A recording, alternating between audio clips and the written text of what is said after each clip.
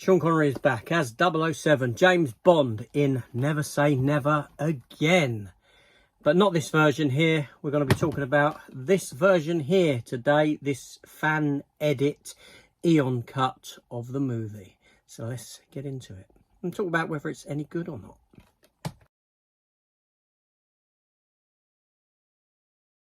Hello everyone, welcome back to the channel.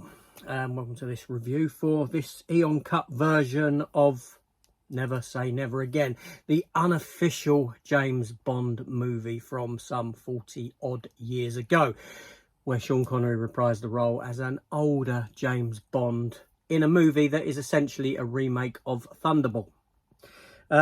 So this was pointed to be by channel viewer John Robinson, who we bumped into at Comic-Con or whatever it was a couple of weeks ago in Collectomania, I think it was actually, in Milton Keynes, and he said that he'd picked up this fan edit Eon cut version of James Bond of Never Say Never Again.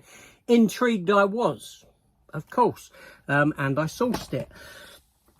Obviously I originally had a proper version of the movie, like so, but to be honest, I don't think I'll ever watch that one again, ever, because I think I want to be going with this version here.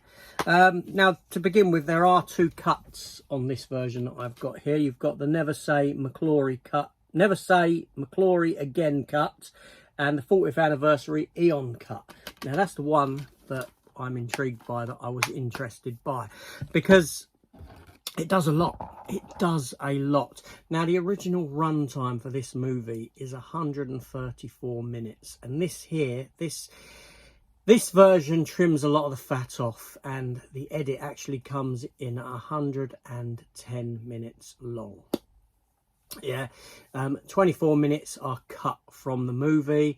There is some added stuff that makes about 4 minutes worth of viewing time in there, and all this sort of a thing. So it's a much it's a trimmer film. It's got rid of a lot of the bad stuff about it.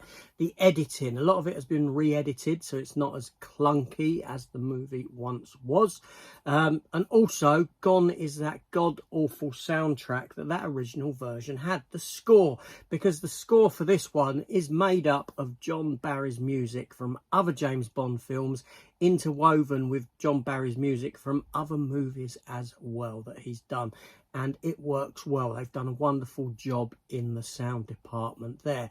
The score has also been EQ'd for better clarity also, so it sounds a whole lot better. And the picture quality is great. It really is.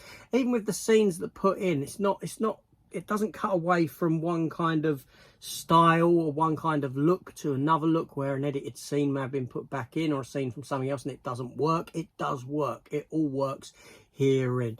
New special effects have also been added to key action sequences. These don't take you out of the film. They're not like special effects of today. They're made to look like they fit within the context of the film and the time when the film was made, and it does look great.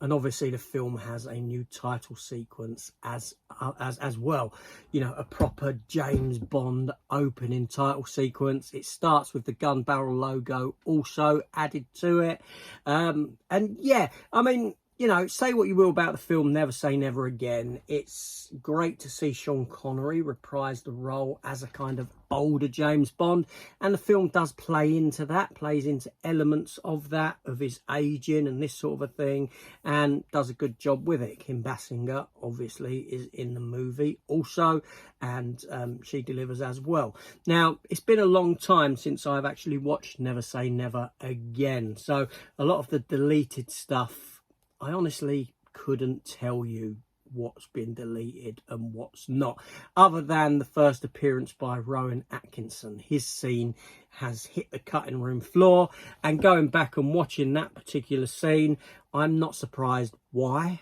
You know, it's horrible, it's horrendous.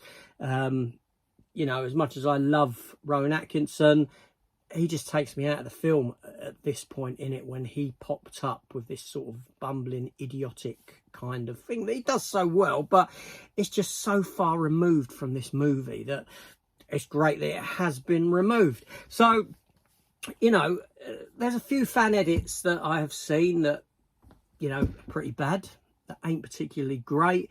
There are others like Alien 3, the Alien 3 cut that was recently done, and this James Bond Never Say Never Again cut, 40th anniversary Eon cut, a fan edit by the World of James Bond. This is great. They've seriously done a fantastic job on this movie to make it feel more akin to a James Bond movie, to fit into that James Bond world of films, and happily so with this. Seriously, you know, I don't think that I would ever revisit that original version of this movie ever again after seeing the wonderful job here, not just visually but audibly, on this fan edit.